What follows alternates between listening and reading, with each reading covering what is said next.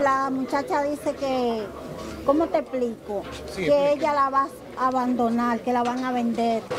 Y yo puedo darle leche y mantención, yo puedo. A su salida de la Oficina de Atención Permanente, el imputado Raylin Beltré Moronta escenificó escenas de histeria.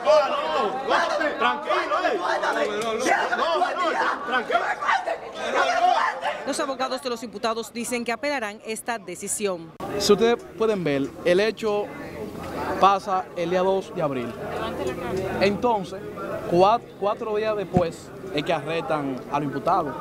Y para que se efectúe un secuestro, se deben presentar varias cosas. Por ejemplo, que se pida rescate. En este caso no se pidió ningún tipo de rescate. Según informes, fue apresada la mañana de este viernes Reina Altagracia Ventura, acusada de ejecutar la venta de la recién nacida por unos 5,000 pesos en común acuerdo con Evelyn Moronta Hinoa. Por el momento es toda la información desde la Fiscalía de la provincia Santo Domingo. Retorno a los estudios. Gracias, Xiomara Brito. Lamentable esto sucedido. En tanto, la aprobación de la ley de partidos con primarias abiertas en el Senado ha puesto en evidencia la división y luchas internas en el partido de gobierno entre los leonelistas y danilistas. Francis Zavala tiene los detalles.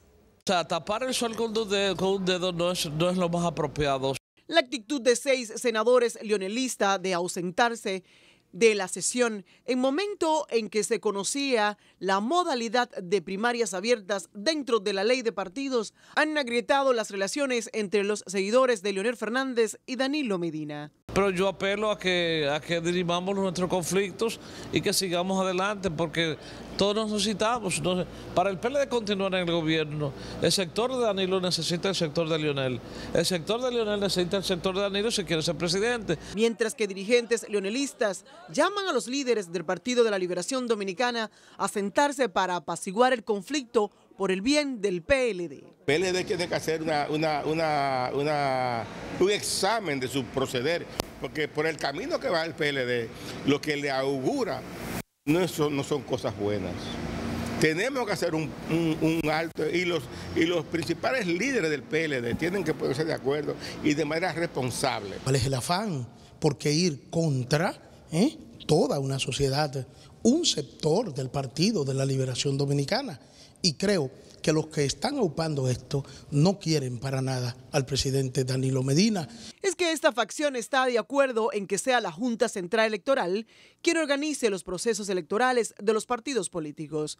Critican que controlar desde el poder como los demás eligen a su candidato es una exageración. Es que si se transita ese camino, definitivamente sería totalmente un desastre. Sería poner en evidencia a un sector político que estaría diciendo que es capaz de cualquier cosa buscando lograr su propósito. Francis Zavala, Noticias Telemicro. Mientras tanto, el ministro de Defensa, Rubén Paulino Sem, advirtió que todo el militar que se descubra que incurre en el tráfico de ilegales y contrabando recibirá sanciones drásticas, en tanto que el arzobispo Nicanor Peña llamó a los dominicanos a defender la soberanía en cualquier escenario. Puede tener sanciones drásticas, inclusive lo estamos sometiendo a la justicia, aquel que hayamos encontrado que haya vulnerado los reglamentos militares disciplinarios. Estar alerta para evitar que cualquier poder, cualquier fuerza, cualquier potencia quiera mancillar la libertad y la independencia de nuestro país. Tanto el ministro de Defensa como el arzobispo hablaron tras hablar en una misa por el 174 aniversario de la Armada Dominicana. Esto como parte de las actividades. También se depositó una ofrenda floral en el monumento de los marinos caídos en el cumplimiento de su deber. Bueno, ahora pasamos con nuestro director de prensa, Ulises Jiménez, quien se encuentra con el pastor Fidel Lorenzo, presidente del Consejo Dominicano de Unidad Evangélica, CODE, con quien hablará de importantes temas de la agenda nacional, entre ellos las implicaciones de las primarias abiertas en la ley de partidos y la política migratoria que implementa el gobierno. Pasamos contigo, Ulises. Buenas tardes, adelante. Gracias, Rafelina. Pues nos encontramos en este momento con la presencia, ¿no?, del presidente del CODE, Fidel Lorenzo, reverendo. Quisiéramos que nos analice, nos dé la opinión del CODE en torno a las decisiones políticas que se han tomado en el Congreso de la República a raíz de la aprobación en primera lectura de este proyecto de ley de partidos imponiendo unas primarias abiertas? Creo que es triste que el Senado se preste a incluir un tema como el de las primarias abiertas en una ley de partidos que sabe muy bien que la sociedad lo necesita. Las primarias deberían ser asunto de decisión interna de los partidos conforme a su reglamento interno, pero no debe haber una ley que obligue a los partidos políticos a tener primarias abiertas. Incluso eso implicaría una erogación enorme de capital que lo pagaríamos nosotros los ciudadanos de nuestros impuestos, porque equivaldría igual a la celebración de una elección general en el país. Los partidos deben entender que es tiempo ya de fortalecer la democracia interna y dar participación a sus miembros de las decisiones que son exclusivas de su interés, más no del pueblo. Con primarias abiertas se abren las posibilidades para la práctica del clientelismo y empujar una masa no crítica a votar por candidatos impuestos a lo interno de los partidos solamente que por interés pecuniario, por conseguir algún tipo de prebenda o dinero, o algunos que ya están siendo pagos hace tiempo por el Poder Ejecutivo a través de los planes de solidaridad y todo ese clientelismo que se desarrolla en el país. ¿Qué prevé el CODUE que pudiera pasar en el escenario de la Cámara de Diputados entonces? Mira, si son coherentes los diputados, obviamente que esa ley no va a pasar, porque no tendrían la 2/3 parte para su aprobación en la Cámara de Diputados. Ahora bien, es probable que a los partidos políticos no le interese la ley y por lo tanto esta ley se convertiría en un rehén de las primarias abiertas, como ha pasado con el Código Penal. Lo importante sería que el país tenga una ley de partido político y una ley electoral, pero sin meterle el cianuro ese de primarias abiertas como un elemento, obviamente, que va a causar una gran discusión y que va a mandar nuevamente a archivar lo que sería una ley que necesita el país. En otro tema, reverendo, quisiera saber cuál es su opinión, la opinión del CODUE, sobre la política migratoria que se ha estado ejecutando de parte del gobierno en la línea fronteriza de nuestra nación. Mira, el gobierno no tiene una política ni de mediano ni de largo plazo tendente a regular el flujo migratorio por la frontera. De hecho, creo que el mayor flujo de tráfico de personas humanas que se puede estar dando en la República Dominicana es en la frontera dominico-haitiana. La pobreza haitiana se ha convertido en un gran negocio para grupos y para individuos, para empresarios, para ONGs y para personas que se la buscan en la frontera misma. Pero no solo tráfico humano, tráfico de armas, de nacionales de otros países y también tráfico de mercancía y de cuanta cosa. Incluso ahora hasta se está traficando el Islam a la República Dominicana por la frontera y hoy tenemos 10 mezquitas islámicas en el territorio nacional, producto de esa migración descontrolada y no regulada. Ahora, ¿qué está haciendo el gobierno? Está haciendo un operativo con un despliegue militar sin logística que obviamente no va a durar mucho en la frontera y que no va a detener ese flujo de tráfico que se está dando. Esto no va a resolver el problema. No va a resolver el problema, al contrario se va a agravar porque no hay una política integral que fortalezca las condiciones para que se mantenga un crecimiento demográfico en la frontera y que hayan dominicanos habitando del lado nuestro en la frontera. Hay un territorio que se está quedando baldío, que está siendo ocupado por una población haitiana que no tiene control de natalidad. Su índice de fertilidad está todavía en 5, mientras que la mujer dominicana ya está en 2,8 o 3,2.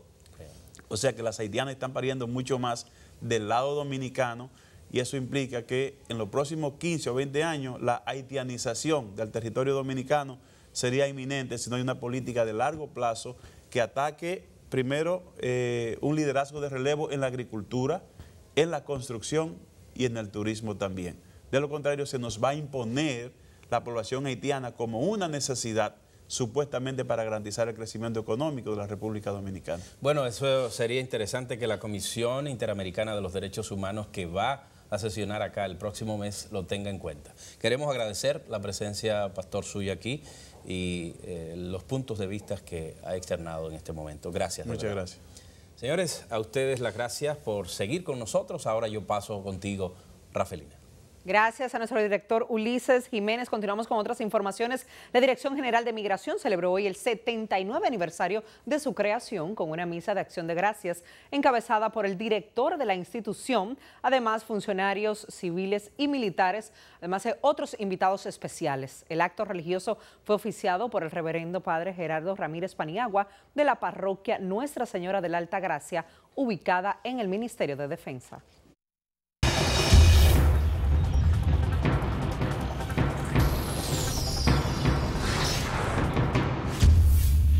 Este viernes en las informaciones internacionales, pues el presidente de Ecuador se puso al frente del caso de los periodistas secuestrados que se teme pues pudieran estar muertos. Anabel de la Rosa, buenas tardes. Esta información, pues todo el mundo en expectativa que pudiera suceder. Asimismo provocó que el presidente Lenín Moreno saliera de emergencia de Perú, donde participaba en la Cumbre de las Américas. No es para menos. Muchísimas gracias, muy buenas tardes. Ecuador dio un plazo de 12 horas a guerrilleros disidentes colombianos para que digan si aún están con vida los 3 miembros del equipo de prensa que secuestraron en la frontera ante evidencia sobre su presunto asesinato.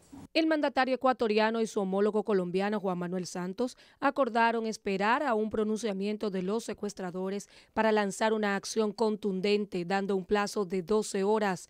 Noticias RCN informó que recibió fotografías en las cuales se pudieron observar unos cuerpos que corresponderían a los 3 periodistas ecuatorianos secuestrados en la frontera colombo-ecuatoriana el pasado 26 de marzo.